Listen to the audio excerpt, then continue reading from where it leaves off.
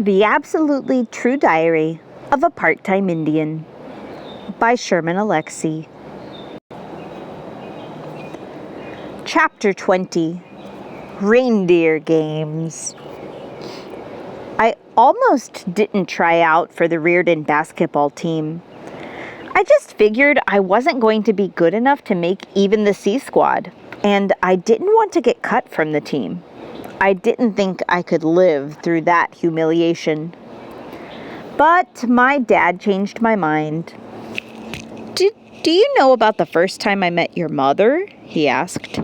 You're both from the res, I said. So it was on the res. Big duh. But I only moved to this res when I was 5 years old. So your mother is 8 years older than me. And there's a partridge in the pear tree. Get to the point, Dad. Your mother was 13, and I was 5 when we first met. And guess how we first met? How? She helped me get a drink from the water fountain. Well, that just seems sort of gross, I said. I was tiny, Dad said, and she boosted me up so I could get a drink. And imagine, all these years later and we're married and have 2 kids. What does this have to do with basketball? You have to dream big to get big. That's pretty dang optimistic for you, Dad. Well, you know, your mother helped me get a drink from the water fountain last night, if you know what I mean. And all I could say to my father was, ew. That's one more thing people don't know about Indians. We love to talk dirty. Anyway, I signed up for basketball. On the first day of practice, I stepped onto the court and felt short, skinny, and slow. All of the white boys were good. Some were great. I mean, there were some guys who were 6'6" and 6'7". Roger the Giant was strong and fast and could dunk. I tried to stay out of the way. I figured I'd die if he ran me over, but he just smiled all the time, played hard, and slapped me hard on the back. We all shot basketballs for a while, and then Coach stepped onto the court.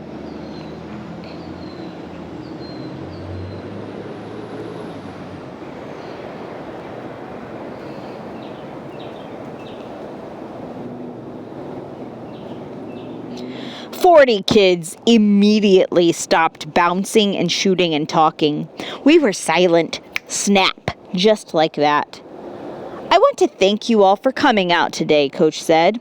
There are 40 of you, but we only have room for 12 on the varsity and 12 on the junior varsity. I knew I wouldn't make those teams. I was C squad material for sure. In other years, we've also had a 12-man C squad, Coach said, but we don't have the budget for it this year. That means I'm going to have to cut 16 players today." 20 boys puffed up their chests. They knew they were good enough to make either the varsity or the junior varsity. The other 20 shook their heads. We knew we were cuttable. "I really hate to do this," Coach said. "If we're up to me, I'd keep everybody. But it's not up to me. So we're just going to have to do our best here, okay? You play with dignity and respect, and I'll treat you with dignity and respect, no matter what happens, okay?" We all agreed to that. "Okay, let's get started," Coach said. The first drill was a marathon. Well, not exactly a marathon. We had to run 100 laps around the gym. So 40 of us ran, and 36 of us finished. After 50 laps, one guy quit. And since quitting is contagious, 3 other boys caught the disease and walked off the court too. I didn't understand. Why would you try out for a basketball team if you didn't want to run? I didn't mind. After all, that meant only 12 more guys had to be cut. I only had to be better than 12 other guys. Well, We were good and tired after that run. And then Coach immediately had us playing full court one-on-one. That's right, full court one-on-one. That was torture. Coach didn't break it down by position.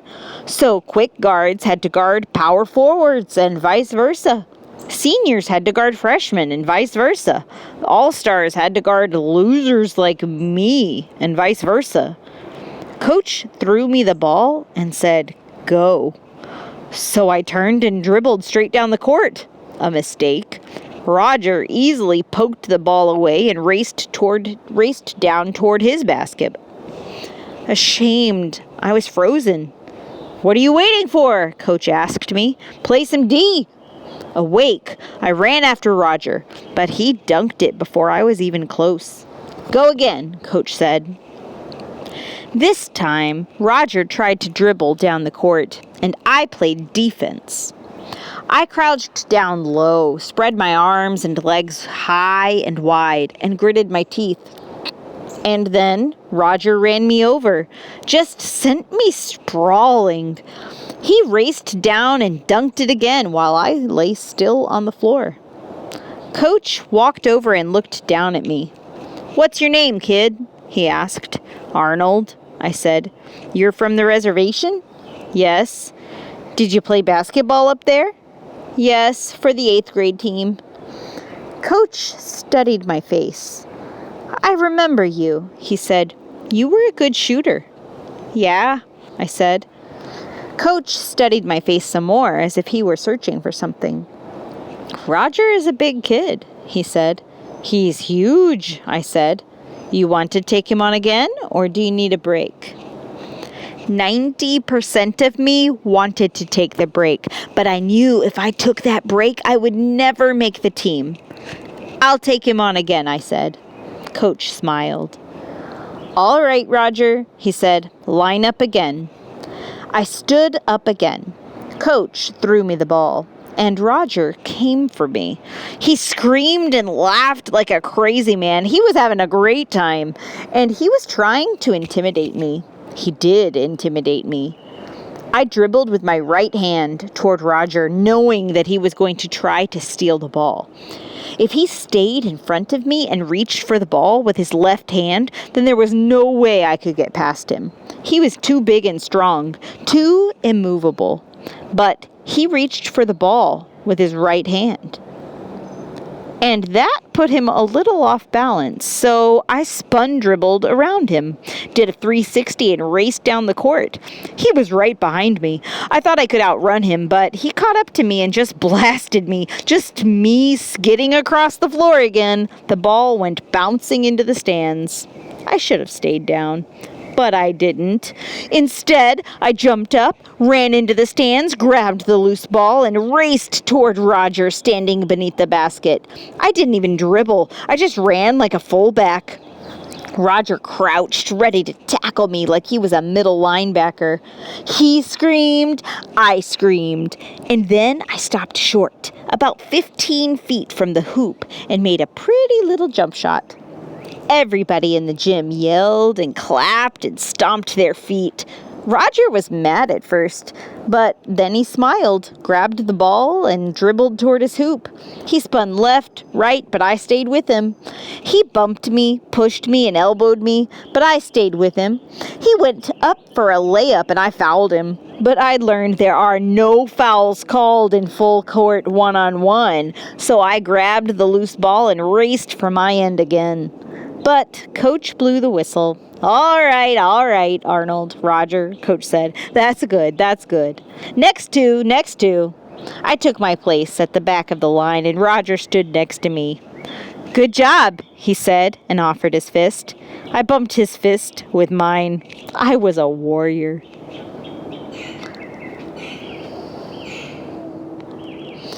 And that's when I knew I was going to make the team. Heck, I ended up on the varsity as a freshman. Coach said I was the best shooter who'd ever played for him, and I was going to be his secret weapon. I was going to be his weapon of mass destruction. Coach sure loved those military metaphors. 2 weeks later, we traveled up the road for our first game of the season. And our first game was against Welpinit High School. Yep. It was like something out of Shakespeare. The morning of the game, I'd woken up in my res house so my dad could drive me the 22 miles to Reardon so I could get on the team bus for the ride back to the reservation. Crazy. Do I have to tell you that I was absolutely sick with fear? I vomited 4 times that day.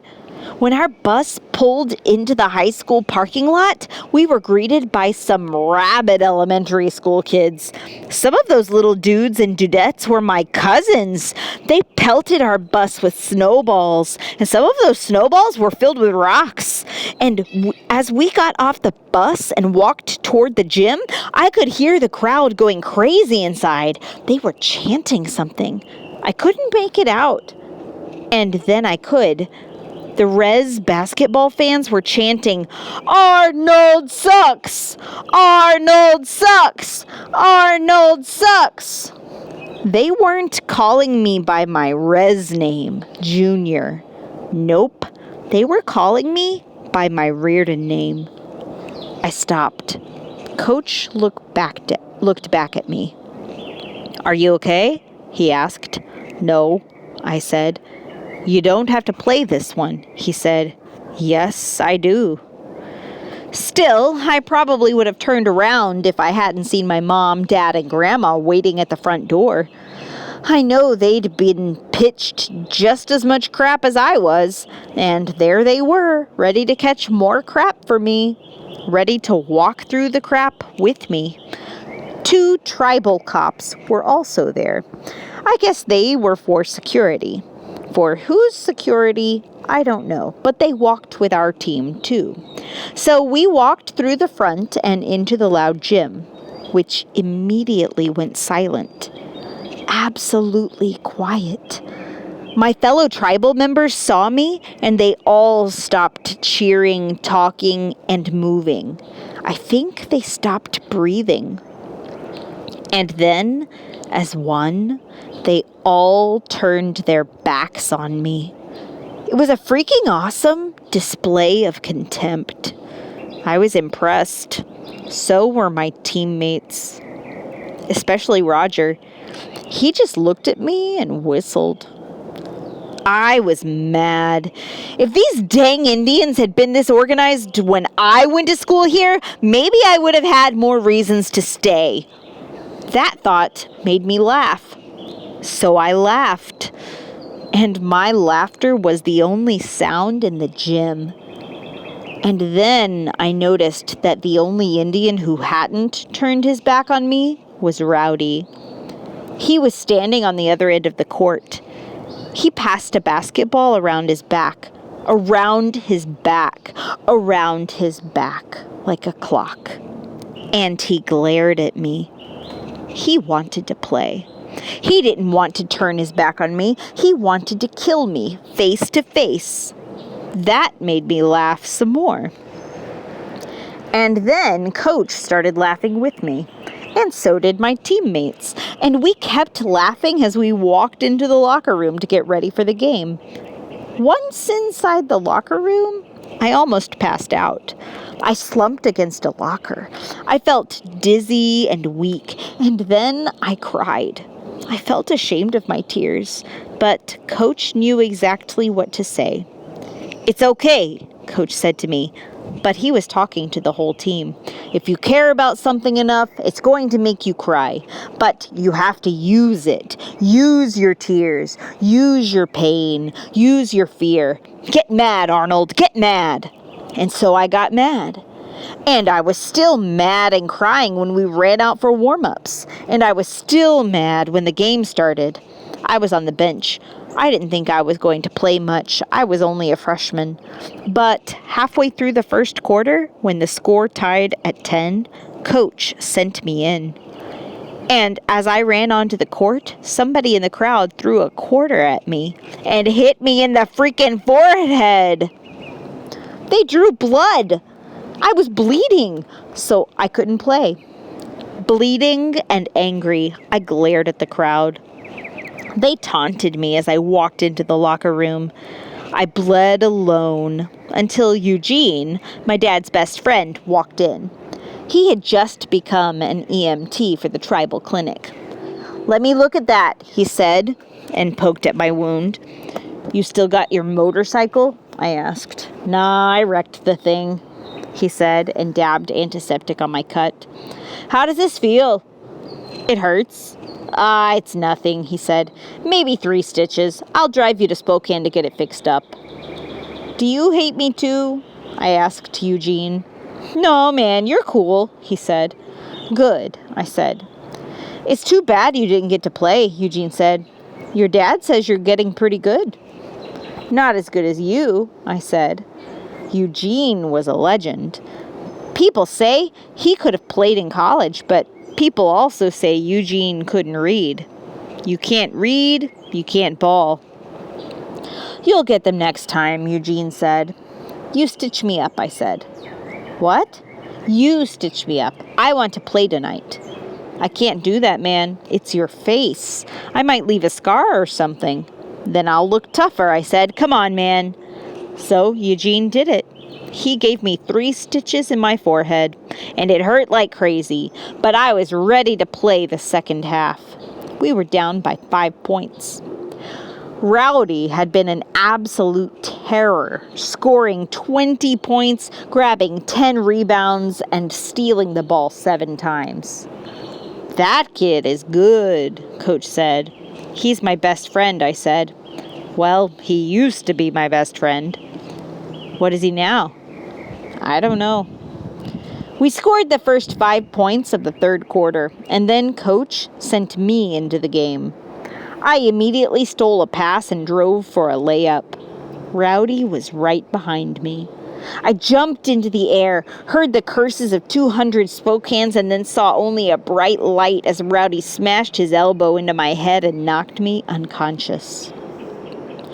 Okay, I don't remember anything else from that night, so everything I tell you now is secondhand information. After Rowdy knocked me out, both of our teams got into a series of shoving matches and push fights. The tribal cops had to pull 20 or 30 adult Spokanes off the court before any of them assaulted a teenage white kid. Rowdy was given a technical foul, so we shot 2 free throws for that. I didn't shoot them, of course, because I was already in Eugene's ambulance with my mother and father on the way to Spokane. After we shot the technical free throws, the 2 referees huddled. They were 2 white dudes from Spokane who were absolutely terrified of the wild Indians in the crowd and were willing to do anything to make them happy, so they called technical fouls on 4 of our players for leaving the bench and on Coach for unsportsmanlike conduct. Yep, 5 technicals, 10 free throws. After Rowdy hit the first 6 free throws, Coach cursed and screamed and was thrown out of the game.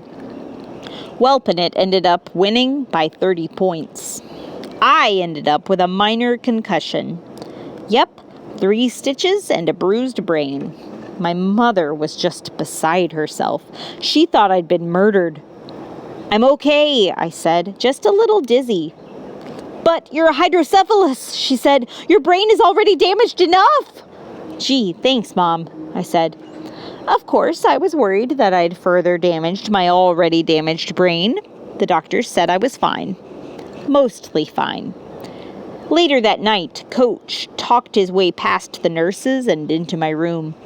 My mother and father and Grandma were asleep in their chairs, but I was awake. "Hey, kid," Coach said, keeping his voice low so he wouldn't wake my family. "Hey, Coach," I said. "Sorry about that game," he said. "It's not your fault. I shouldn't have played you. I should have canceled the whole game. It's my fault. I wanted to play. I wanted to win." "It's just a game," he said. "It's not worth all this." But he was lying. He was just saying what he thought he was supposed to say.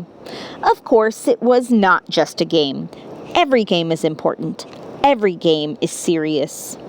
"Coach," I said, I would walk out of this hospital and walk all the way back to Welpinit to play them right now if I could. Coach smiled. Vince Lombardi used to say something I like, he said. It's not whether you win or lose, I said. It's how you play the game. No, but I like that one, Coach said. But Lombardi didn't mean it. Of course it's better to win. We laughed. No, I like this other one more, Coach said. The quality of a man's life is in direct proportion to his commitment to excellence, regardless of his chosen field of endeavor. That's a good one. It's perfect for you. I've never met anybody as committed as you. Thanks, Coach. You're welcome. Okay, kid, you take care of your head. I'm going to get out of here so you can sleep. Oh, I'm not supposed to sleep. They want to keep me awake to monitor my head, make sure I don't have some hidden damage or something. Oh, okay, Coach said. Well, how about I stay and keep you company then? Wow, that would be great. So, Coach and I sat awake all night. We told each other many stories, but I never repeat those stories. That night belongs to just me and my coach.